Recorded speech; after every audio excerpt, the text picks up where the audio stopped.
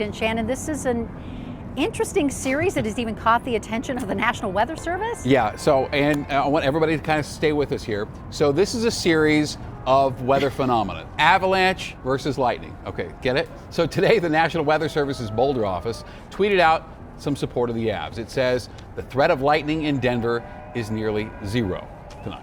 Pretty good one there. Our own Jason Grenauer decided to check in with NOAA and the Avalanche Information Center to find out which would win in the world of environmental science, a massive snowslide or a lightning strike. Avalanche, lightning. We could break down the X's and O's, but there are plenty of people who do that very well. We figured they're both natural phenomenon, destructive and even deadly acts of God. So who would win if the two came together?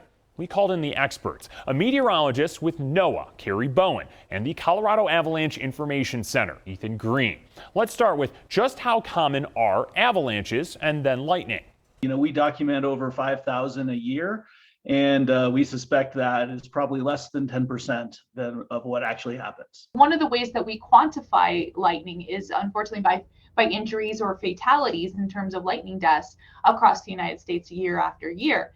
And right now, Colorado actually is tied for third for highest lightning deaths. That brings us to just how dangerous they each are. Let's give the bolts first go here. Lightning is actually hotter than the surface of the sun, which can reach up to temperatures of 50,000 degrees Fahrenheit when it strikes. Well, we're talking about thousands of tons of mass, and the speeds vary pretty dramatically. So, 40 miles an hour is pretty common.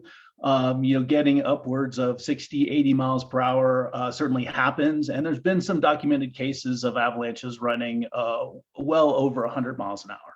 Whoa. Okay, so that brings us to the big question. Who would win in a fight, an avalanche or a bolt of lightning? Experts? They're both dangerous in their very own ways. And I know the Colorado Avalanche Information Center people can attest to some of this, but avalanche, when they get released or when they move, they're very, very fast.